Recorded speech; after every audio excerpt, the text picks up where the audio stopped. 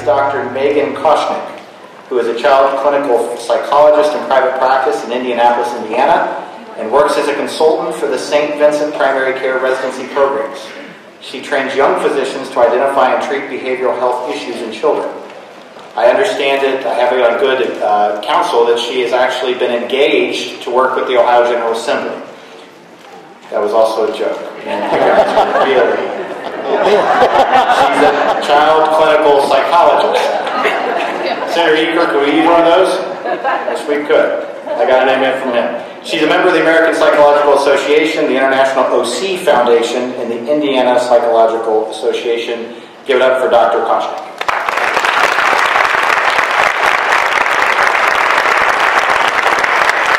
Thank you. I just want to thank the organizers for inviting me to come here. I have a debt of educational gratitude to the state of Ohio. I went to Denison for my undergraduate and graduate work at the University of Cincinnati. And I did my residency right here in Columbus at the Children's Hospital through OSU. So it's good to be back in Ohio.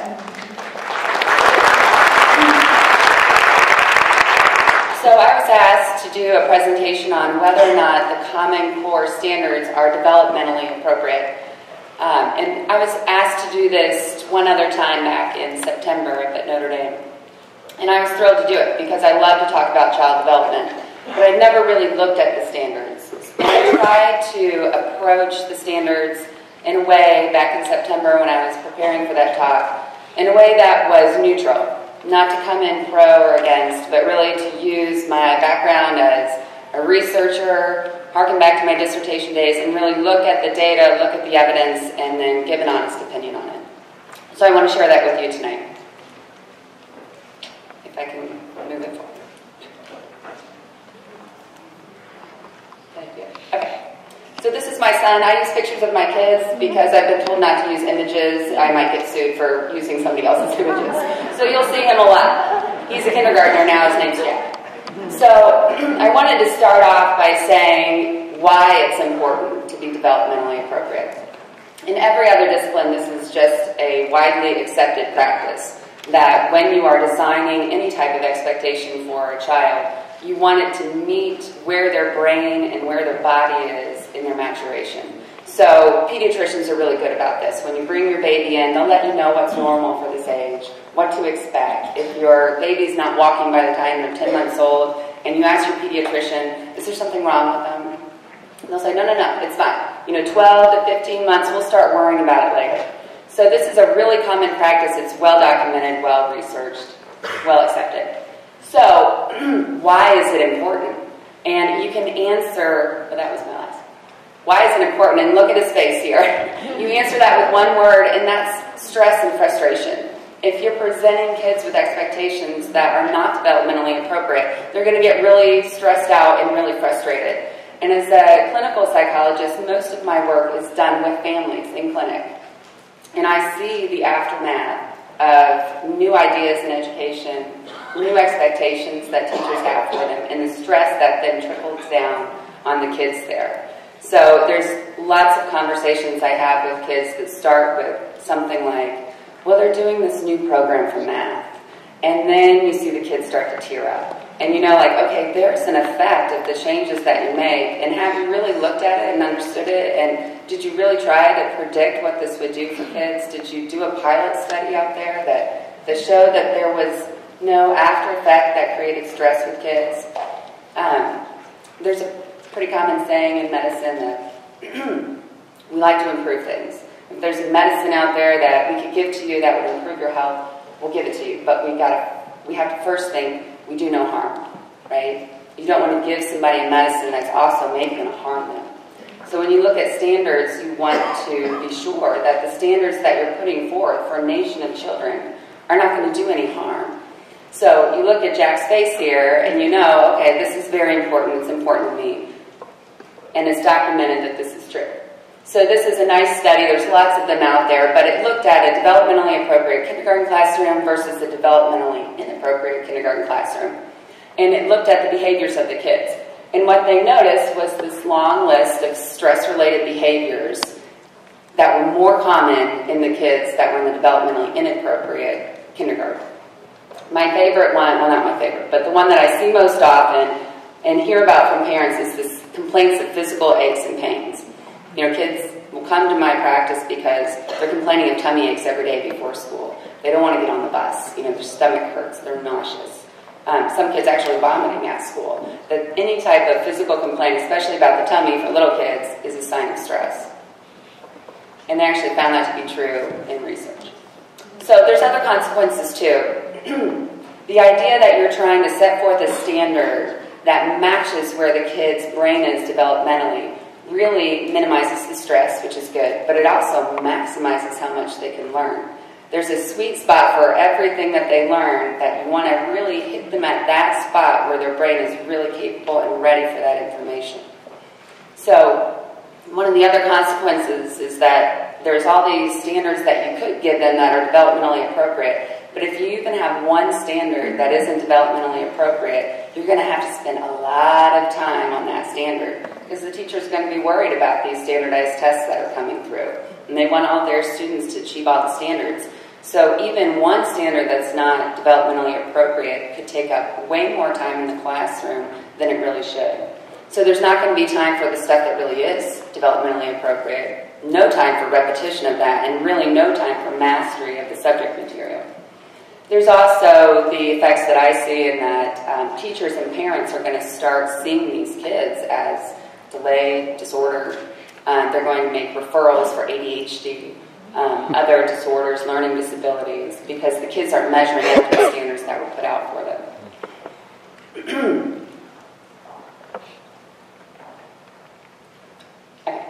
So the other good reason not to do it is that it doesn't work. That when research looks at, okay, let's hit these kindergartners with this big academic stuff and have them doing worksheets and not playing outside and not exploring things, let's have them really drill them with academic skills. We know that that doesn't really work. That at the end of that, they're not really doing better academically than other kids. If there's any gain, it's like gone by third grade. So it's really not worth it for that perspective too, is because it doesn't work. And it has that last part there, I see very clearly, clinically, they saw it in research, that their attitudes about school become negative early. And I always try to tell parents and teachers, like, school is a marathon, it is not a sprint. You do not come into kindergarten saying, I'm going to make them read all of this material by the end of kindergarten, because this child has to go to school for many, many years. I was in school for like 22 years or something like that. You don't want to burn them out when they come in kindergarten with a negative attitude about school. So, in order to answer this question, we have to start off with what is some normal child development. So, if I could put it in one sentence, it would be, kids' brains are not the same as adults' brains. And we generally do a pretty good job of understanding this. When our kids are babies and toddlers, it's pretty easy to identify and see that they're not responsible for the same things that adults are responsible for. However, once they start to talk and they get around 5, 6 years of age, school age, it's harder to tell the difference in their development. Most people walking around can't really tell you what's the developmental difference between a 5-year-old and a 7-year-old, 7-year-old and a 9-year-old.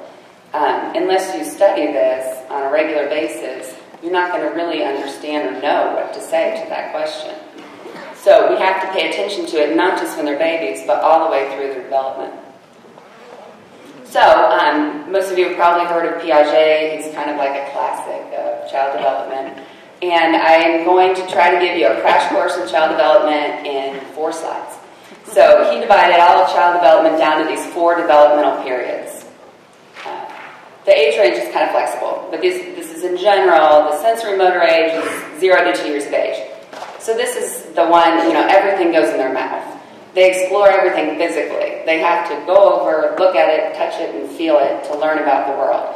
That's normal. We wouldn't expect a child not to learn in this way, and we wouldn't want to try to block them from learning in this way. Sometimes it's tempting to try to speed up their development a little bit, because parents can be ambitious, right? They can be really competitive about their child. Have you ever heard of the DVD, My Baby Can Read? Yeah. It sold a lot of DVDs. I looked last night just to make sure they were still in business. It's now translated into like 4 different languages. And lots of my friends bought it, and I think that some of their babies actually could read the word that was on the screen. But what it risks there is that your baby has to watch this DVD twice a day. And you think, okay, is that really developmentally appropriate for a kid to be in front of a TV screen twice a day watching a DVD? Probably not. So I'd like to first see, like, okay, first we're not doing any harm, right? That the baby's supposed to be learning to crawl, which is a really important thing for babies to be doing, because that's the baby's method of learning depth perception. It's how they learn how to keep themselves safe away from their parents. So any intervention that you do, you want to make sure that you're not impeding these other things that they're supposed to be learning. The next one I'm going to spend a little more time on, because this is school age. So this is Kate, his sister. She's second grade now. So 2 to 7 years is going to include kindergarten and first grade. And these kids are a ton of fun, right? They love to imagine. My 2 little ones, they play puppies all day long when they're in this phase. But these things are normal for them. They're egocentric. They don't understand other people's perspectives. So when you call them in for circle time and Jack sits right in front of Kate and blocks her view, is he being rude? Is he being selfish? No, he's being forward, right? Because he doesn't understand that, well, he can see the teacher, so what's the problem? Well, the kid behind you can't see it. So you really have to work with them, but you can't expect them to just know it right away, because this is where their brain is, and that's normal. They also cannot reflect upon their thinking. If you told them, ask them, what were you thinking when you did that? You know, they're just going to kind of stare at you, because they can't really think about their thinking. And you know about their thinking from what they say. So just listen to what they say about the event, and you can tell what they were thinking. They also still confuse, they don't reliably know the difference between fantasy and reality. So I love the example of trying to talk a 4-year-old into believing that Bugs Bunny is not real. And you could do it. You could point some things out that she could not deny. You'd say, you know, Bugs Bunny talks. You've seen the bunnies at the zoo. Can they talk? She's like, well, no. You know, they can't talk. And you can point out somebody, he walks on 2 legs, he doesn't hop, and she might at the end agree with you and say, okay, yeah, Bugs Bunny is not real because he can talk, and bunnies cannot talk. But have you really made that leap for her that she can now distinguish between fantasy and reality? Well, heavens no, right? So she's walking away thinking, well, if Bugs Bunny just didn't talk, he'd be real. And we'd all be cool, right? And when she sees a little mermaid and she sees Sebastian the crab who's talking, oh, Sebastian's not real because he can talk, you know, but she's not really understanding the difference between fantasy and reality, and that's fine because that's where she's supposed to be. The last one is my favorite part of working with kids, and that's because kids up until about 7 are only semi-logical. They got a little bit in there. My favorite example is this with Jack. When he was about 5, I said, Jack, do you know where dreams come from? And my heart, you know, swelled with pride because he said, Mommy, I think dreams come from your brainwaves. I thought, oh, psychologist kid, you know, this is great. And then he looks at me and he goes, and I got really big waves. Oh, man, you know. And I said, if I was in your room with you, would I see your dreams too? He's like, yes, you should sleep in my room tonight and you can see everything that I dream about. Oh, okay, so somewhere along the line he's heard brainwaves, but he's not really fully logical with that. So here's another big part of school-age children, 7 to 11. This is the concrete operational period. So they are now able to mentally move around those images in their mind. So if you tell them 7 equals 3 plus 4, they can see where 7 could be broken up into 3 and 4 and added together. So that's a major leap for them. There's lots of cool little experiments you can do with kids to see if they've entered that phase or not. One of them is to take 2 glasses of water, fill the same amount. You put a short glass in the front and a tall, thin glass. You say these 2 have the same amount of liquid. And you pour them into those 2 other glasses and you say, okay, now, do they have the same amount or does one have more? And now always look at that tall, thin glass and say, that one's got more. And that's when you know that they're not quite all the way into this concrete operational phase. So they can think logically, but really only about concrete ideas. They aren't ready yet for abstraction. That's the next phase. So the difference between the 2, I like to give the example of Kate and Jack. They used to play together all the time, beautifully about puppies and pretend. And then one day I realized she was in this concrete operational face when I'm driving around, they're in the back seat talking, and Jack says, did you know that Dad's going to buy a rocket? And Kate looks at him and goes, Jack, Dad is not going to buy a rocket. Where would he park it? And Jack just ignores her, you know, we're going to ride that rocket to school every day. And she says, you know how much money Mom and Dad make. There's no way they can afford a rocket. And then she comes out with her best piece of logic. Yeah, she says, do you ever think Mommy's going to let Daddy buy a rocket? I said, oh no, you know, it's death to the two of them playing together imagination games. They're in two different phases. You know, this is not going to work. So I pulled her aside and I said, Kate, you know, it's normal that he wants to tell these stories. He's really just using imagining. I know it's annoying, but you know what I say to him? I just say, wouldn't that be cool? Because I'm not really agreeing with him. I just kind of let him have his fun. So later I hear him say something else wild and crazy, and she says, wouldn't that be cool? If it was possible, which it's not, so why are you saying that? So that's my other mistake. I'm trying to push her back into some phase that she's already out of. So that's the big difference between the two. There are lots of educational standards that are right up the alley for concrete operational. Math facts, learning to spell, grammar rules, all of those concrete things that they need to know and utilize, right up their alley. So once they reach 12 years of age, on up through adulthood, they're ready for abstraction and hypothesizing, theorizing about things, thinking about nuances, about people's states of minds, things like that. Ready at age 12, some people a little earlier, and there are glimpses of it earlier on, but in general you want to kind of hold off on abstraction until about 12, which is why when you see people trying to introduce algebra earlier and earlier and earlier, that you sort of hit a wall with kids, that they really are not ready for it before they're out of concrete and able to do abstraction. And there's going to be some variability, but you know, as a rule, you wouldn't want to start with abstraction before kids were 12 years of age if you're going to put out a standard for everybody. Of course, there's exceptions to the rule. So now we're going to dig into some of the standards. This is the mathematical practices, and these apply to actually every grade, K through 12. So now that you are all experts on child development, I want you to read through some of these standards and tell me if you would ever put these on a kindergartner's standards. Look at number 2, reason abstractly and quantitatively. I like this, attend to precision. So this is my son. He said, Mommy, I stacked up the blocks. The big ones are on the bottom, all the way up to the small ones. That's not very precise, is it? You know, he needs to move it. There's a few that are out of order there. But we'd say that looks kindergarten. But is he attending to precision? Of course not. Is that normal? Of course it is. So I'm not sure why. When I first read these, I was really confused. I had to read them several times. I had to go look at the background information. I thought, why are they including this for kindergarten? You know, my hope is that most kindergartner teachers read this and say, oh man, you know, it doesn't apply to us. You know, my hope is that they just ignore them. But why are they there? Why are they there for kindergarten?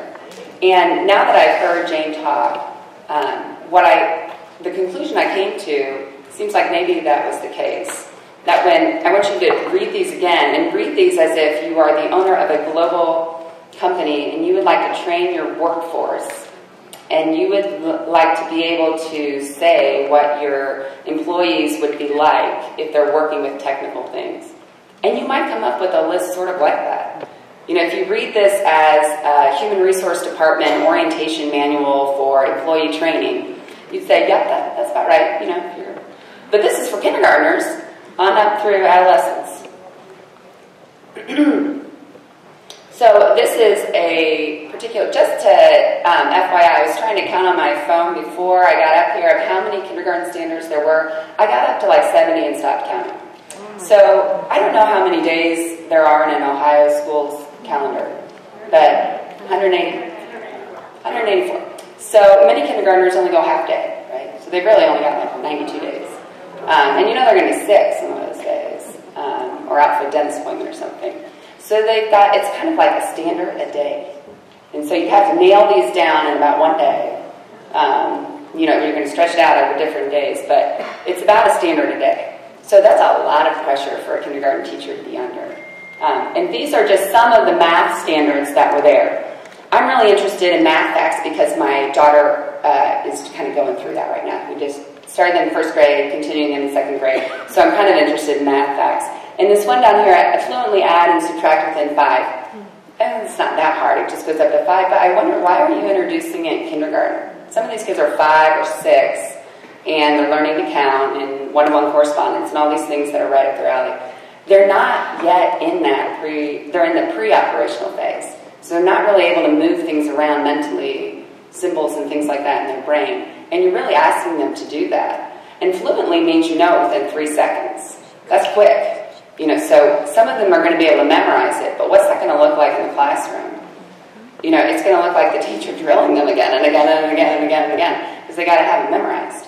So some of the others didn't look very appropriate either. They are different than what we've seen before. Classically, you see math facts started in the second half of first grade, somewhere in there.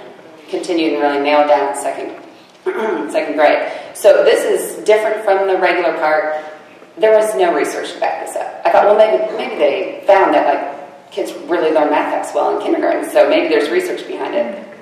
No. So this is my own personal example. This was my daughter Kate when she was in first grade. Computer program, they're supposed to learn math facts. I glanced at it. They're supposed to do 20 minutes a night. I put her on it. They start you at 0 plus and the 1 plus, and you're not allowed to progress out until you know all of them within 3 seconds. So 10 plus 0, 1 plus 0. And this was one of the ones that I saw. Okay, she didn't progress. She was like 3 weeks into it. She's starting to cry at night. She doesn't want to do it. She's still at the 0 plus and the 1 plus. So I'm getting a little worried. But I thought, oh, maybe we're looking at a math disorder here, because that's surprising to me. She was in first grade, and she wasn't moving up to the next level. So I sat down to do it with her one night, and she was showing all the signs: stress, crying. I don't want to do it, Mommy. I'm bad at math. I can't do this. Don't make me do it. But I was getting nervous, like, she's going to fall behind. So I'm like pushing her to do it, right? And then I sat down with her one night to do it. So these are the first questions, but after the mom walks away and starts cooking dinner, they progress to questions like this. And I thought, well, that's not addition. That takes me a second to orient to, like, what are you asking here? Okay, wait a minute. She's asking 11 minus 10 equals 1. The answer is 1. So I thought, oh, okay, that's why she's not getting it in 3 seconds. She's a little bit, wants to get it right, wants to be cautious. She's kind of a look-see. So it made sense. I went in and asked the teacher, I said, are you okay with me doing a different program? Wonderful teacher, great school. She said, yes, whatever you want to do is fine. We just want her to practice 20 minutes a night. Don't worry about that program. And I said, just out of curiosity, why do they do it that way? Because it seems like you're sort of taking a child who's new to something, you're making it way more complicated. And she said, well, it gets them ready for algebra.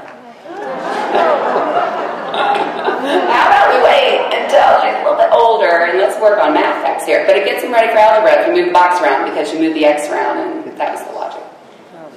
So here's a third grade goal. This is English and language arts. So you're supposed to distinguish shades of meaning among related words that describe states of mind or degrees of certainty, new, believed, suspected, heard from. So I don't know why this is in there. It seems a little arbitrary and kind of out in left field. Like, why is this important when they are 8 years old? We also know that they're not real good at abstraction yet, because they're only 8. They're better with the concrete stuff. So if you said, can define words that describe states of mind, perfect. Can describe the difference between the nuances, all of that sounds a lot like abstraction. And so my favorite game now is to ask 8-year-olds, what's the difference between new and believed? They always give about the same answer.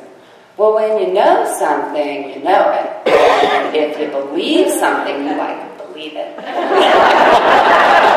That's right. Or they can give you a definition of the two, but they can't cross it over yet. And I'm not worried about that, because I know that they'll be ready to do it, and you won't even probably have to teach it to them if you wait until they're about 12. So some of these standards got my attention because they're listed under speaking, listening, or writing, but they really seem like social and emotional goals. And if I'm going to define a social and emotional goal for a kindergartner, it's that you are leaving your parents for the first time to go have the school experience, and we want you to feel industrious, and we want you to feel proud and like you're an independent person who can do creative things. So this is Jack. I visited him in school. He wanted me to take his picture with his sandcastle that he built. And that kind of sums it all up. Feeling independent and like you've done a good job.